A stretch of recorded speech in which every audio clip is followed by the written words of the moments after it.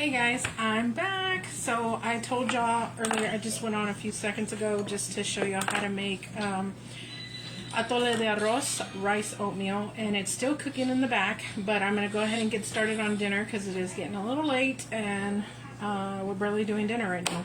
So I'm going to make roasted sweet potatoes with onions, and I'm going to put those in my pan, season them up, oil them, get them going, and then I'm going to spatchcock a chicken.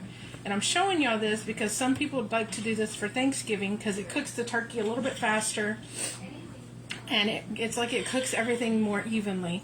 And I also have some drum legs that I'm going to throw in there as well, but I'm going to get them all seasoned up, and I'm going to go ahead and get my seasonings going first. So to this I'm going to add, of course, trusty old garlic salt.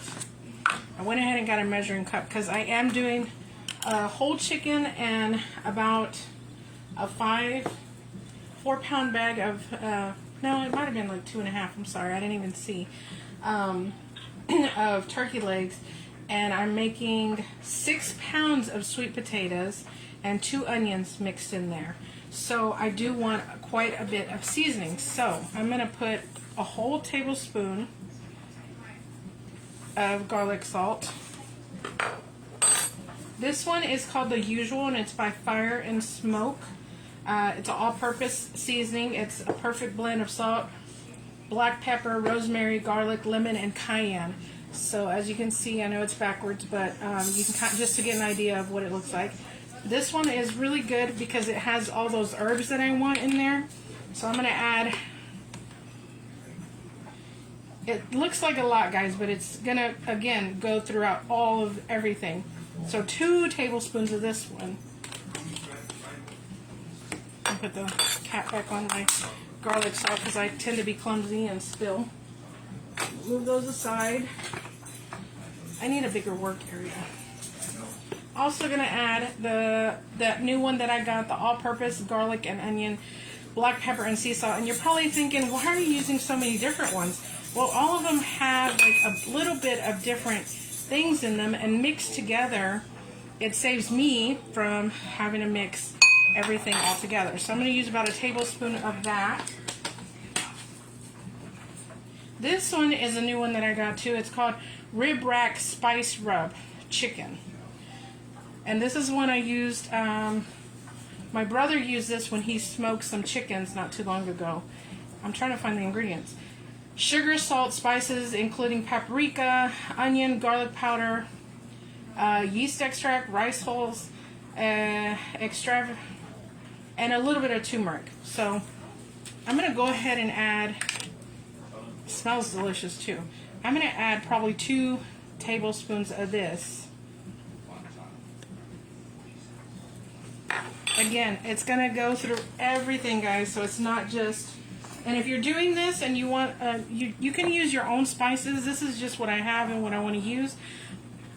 If you don't have all these, you can use your own garlic salt or garlic and salt, pepper, paprika, turmeric, cayenne, a little bit of everything. Again, this is at Kinder's. The blend, it's salt, pepper, garlic. And again, I'm using all these because I just like the flavors that they have, and I'm not going to use too much of this one. I'm probably going to just use 2 teaspoons of The Usual. This is another new one that I got by Fire and Smoke. I thought it was pretty cool because it's all-purpose garlic blend. It's called Holy Garlic, and this one actually has garlic, active charcoal, pure ground chilies, salt, black pepper, and brown sugar. Which when I taste it, I do taste the spice in it, so I'm not going to use very much of this. I'm probably going to just use about, I'm going to put a teaspoon and see what that looks like. This one does have quite a bit of a kick. So as you can see, it's really dark. So I'm going to mix these real quick.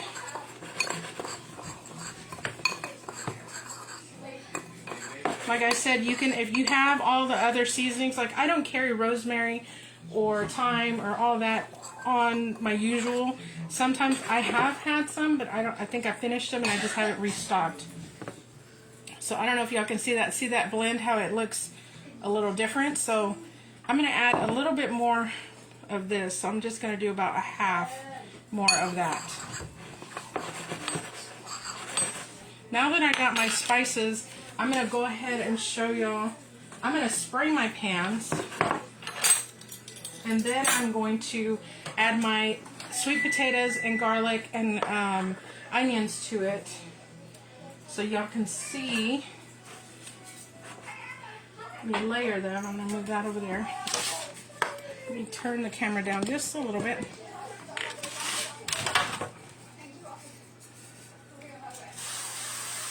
Just a quick spray because I don't want them to stick. I have a bigger pan, but it's being used in the fridge for my turkeys because Thanksgiving is a few days away, guys. So I'm gonna, you know, have to thaw those puppies out. So this looks like a giant bowl, but this is actually 6 pounds of sweet potatoes, and as you can see, I kind of just cut them into cubes. They're not perfect, but they're all pretty close to the same size. Some onions and some garlic. So I'm just gonna use both hands to kind of toss them. Actually, I'm just gonna dump some. It's because I have all the garlic on top. So we're gonna do half and half. Try not to get water in there because I did rinse them out really good. You want them a little bit dry just because when you put in your seasonings and stuff, it'll, those seasonings will stick to it a little bit better when you oil it and stuff. So I'm gonna throw some more onions over here. Again, I'm trying to just even them out as much as I can. Throw some of these garlic pieces. All right. If you don't have olive oil, you can use regular oil or butter if you want. So I'm just going to try to drizzle as best as I can. I know it's kind of, it's a big gargantuan container of oil. And I don't have one of, I had one of those little ones that you could put it in there, but I don't know what happened to it. So I'm going to use one hand and get it. And yes, my hands are clean before I started, guys. And like, as you can see, the onions are still kind of hold together a little bit. I'm just doing this enough just so that every piece kind of gets a little saturated in that oil, so that way when I put the seasoning on some of this, it kind of gets worked in there on every bit of piece. Yeah, that's... So if you don't like sweet potatoes, if you've never tried them, I suggest you try them first. You don't have to do a whole big old dinner with them, but just try a little bit. See how you like them. I love them. My family tends to like them, so, and we have so many that we got. So I'm going to be doing a few more recipes with sweet potatoes this week. Hopefully y'all will join me. Alright, so I'm going to just sprinkle some of this seasoning all over everything.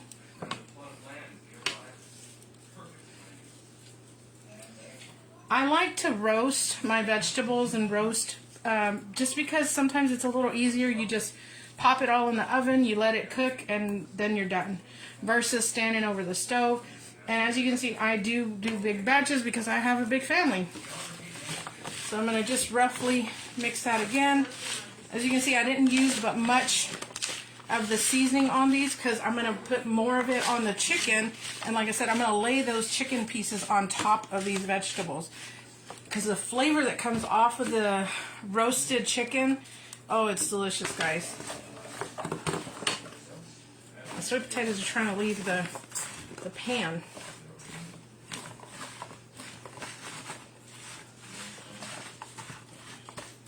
Alright. I'm going to rinse my hand really quickly, guys. Hold on.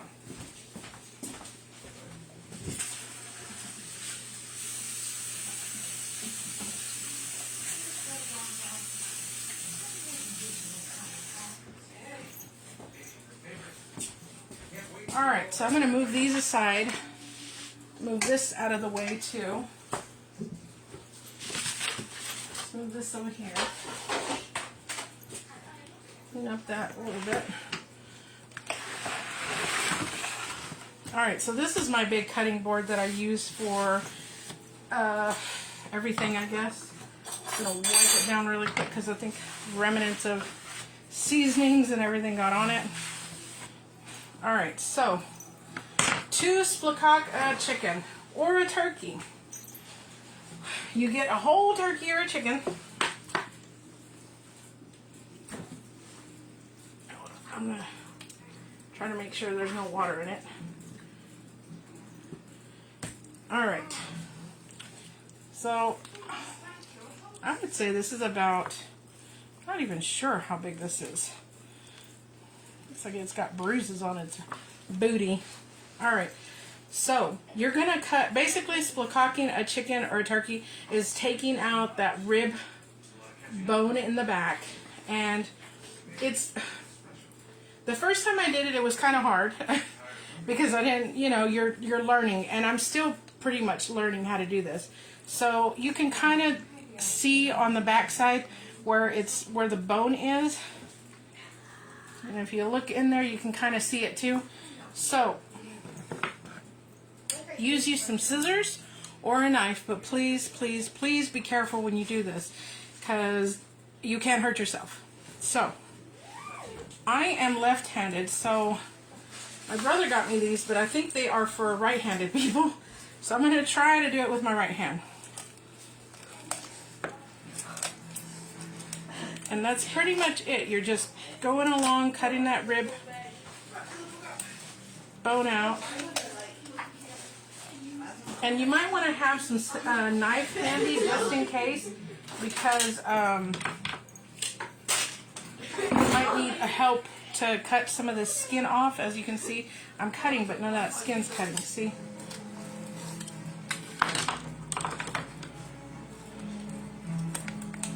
And this is a process, guys, so take your time. You don't want to rush just because you don't want to hurt yourself, okay? I don't want to see anybody hurt. Alright, so that's pretty much one side. And this is going to be, of course, a little smaller than a turkey, so it's going to be a little bit easier. So that just kind of broke apart. It was a little frozen, so that might have helped. I'm okay, that's just something that holds towels. Jeez, these scissors. Maybe they're not sharp enough, but let me go on this side and just kind of cut with my knife some of the skin. And that might help. There we go. To expose.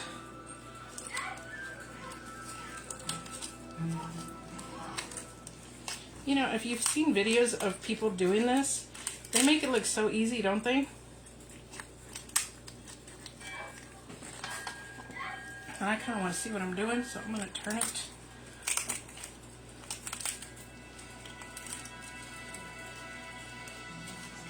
So when you do a turkey,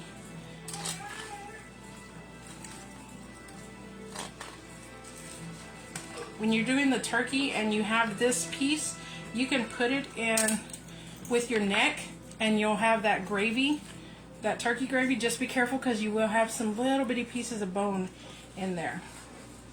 So this kind of fell already. I don't know, you're supposed to turn it on its back and then pop it down, but it kind of already did that. So that's basically how you spatchcock a turkey. Alright, so now what I'm going to do is oil it up, excuse me, oil it up and put that seasoning on it. So I'm going to pour some in my hand, drizzle it, get it all over everything. So when I do a turkey, I do inject it. Since this is chicken tends to be pretty, not as dry, except for the breast parts. When you're rubbing this side, please be careful because you can cut yourself because there's some pieces of bone. So just be gentle when you do it. I'm going to cut that piece right here too. Alright. If you don't feel comfortable rubbing it with your hand, just drizzle a little bit on it. Again, you're going to get every little piece that you can. Alright, where did my seasonings go? And again, you're going to just get that seasoning, season it up. You want to go pretty heavy on the seasonings when you do this one. That's why I made so much seasoning. Turn it back around. You can also, if you know how, or you know somebody that will help you out, you can smoke it. Smoke your smoke the whole pan with the chicken and everything, or grill it too. I've never grilled a whole chicken. Alright, so that's that. So I'm going to get my other pan over here again. 1 second, guys. Alright, now we're going to just place this on top like that. And that's it. That's going to go in the oven. I have it set to 400 degrees. And I usually let it cook for about an hour, uncovered. So that way it kind of, these potatoes, you know, they do take a little bit of time. The juice that comes off of this chicken will go into those vegetables, and you guys, it's delicious. So I'm gonna move that aside real quick. Move this aside.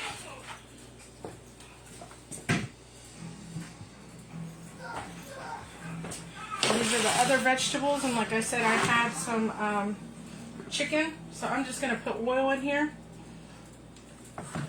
Toss it around. I don't know if y'all can see that. There's just a few pieces of chicken. Oh, the neck got in there with the bowl. I'm gonna kind of season every little piece individually, just so that way I know they all kind of get a good amount of seasoning. When you're also cooking, you always want to have like one hand dry and one hand you can have it wet. That's what I've learned. So this hand has the dry seasoning, this one's kind of wet. So I'm just placing all this chicken on top.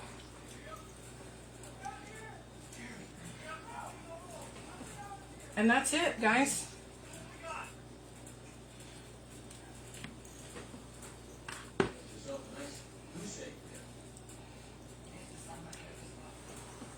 If you find yourself getting low on the seasonings, you can definitely make you some more.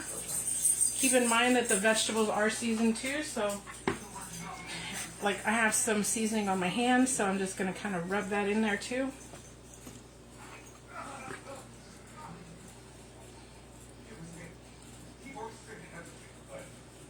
I made this dish last weekend, but I didn't get to record it. I did it a little differently though. I did just, I had to do the vegetables in a separate pan, and then I did the chicken in a separate pan too. Just kind of arranging them just so they all fit nice and cozy. And again, this is just roasted chicken with some sweet potatoes and onions. Got 2 more pieces. Just seasoned with some olive oil and some seasonings.